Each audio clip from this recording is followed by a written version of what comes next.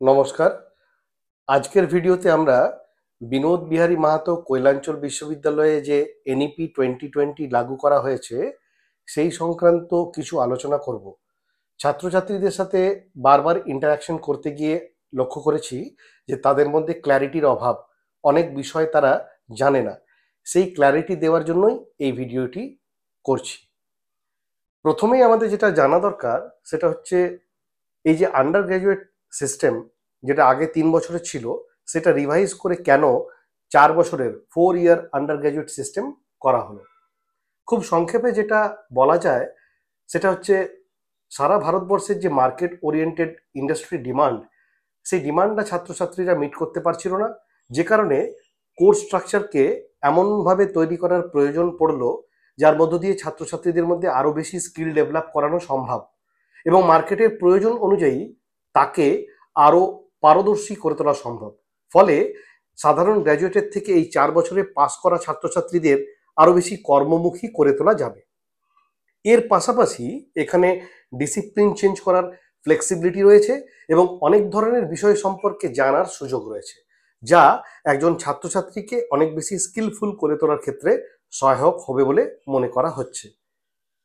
FYUGP এই যে প্রোগ্রামটা, এটা 4 বছরের প্রোগ্রাম।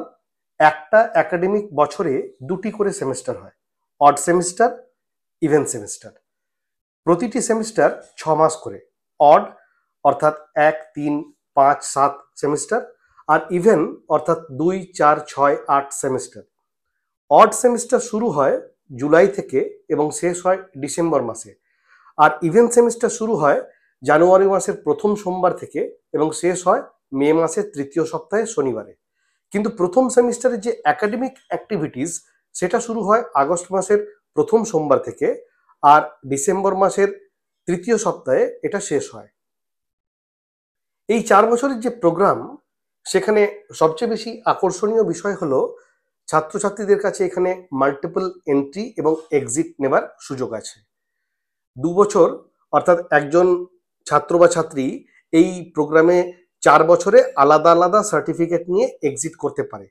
যে ছাত্র বা ছাত্রী 1 বছরের কোর্স কমপ্লিট করবে, অর্থাৎ 2টো সেমিস্টার পাস করবে, তাকে 1 বছরের কমপ্লিশন সার্টিফিকেট দেওয়া হবে।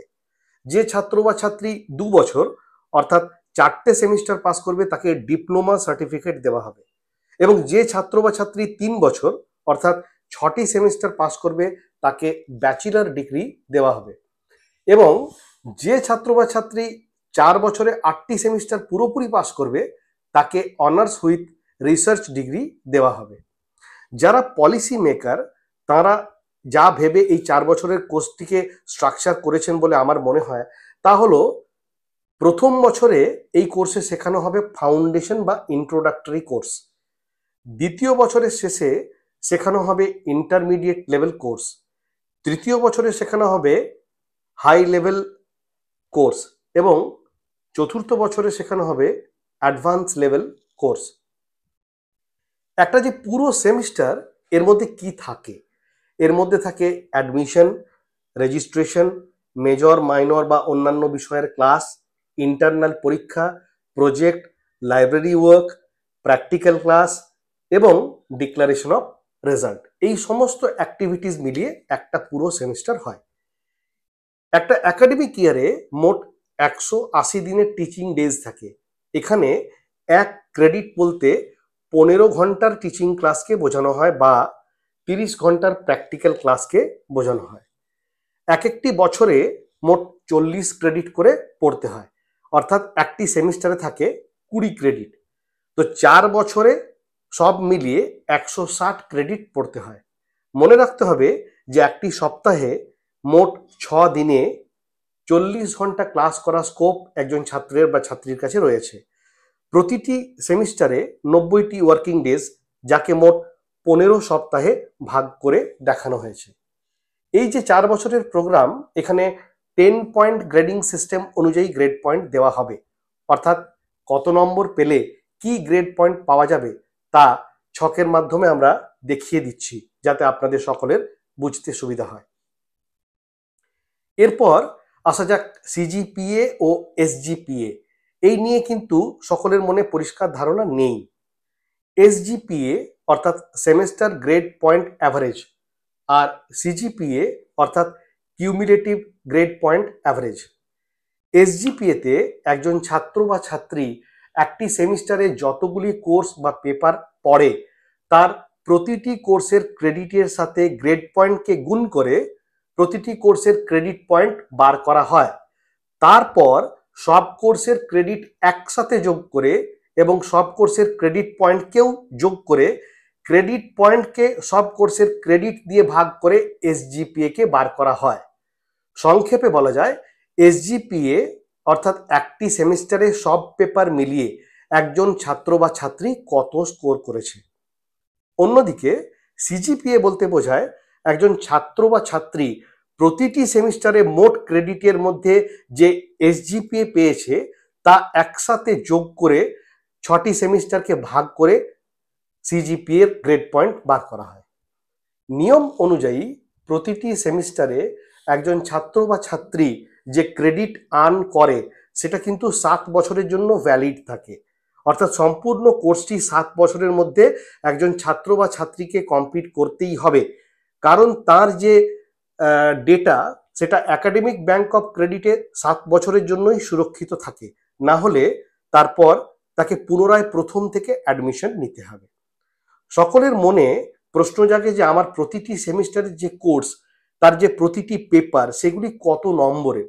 এখানেও একটা কনফিউশন আছে, খুব সহজে এটা বোঝা সম্ভব।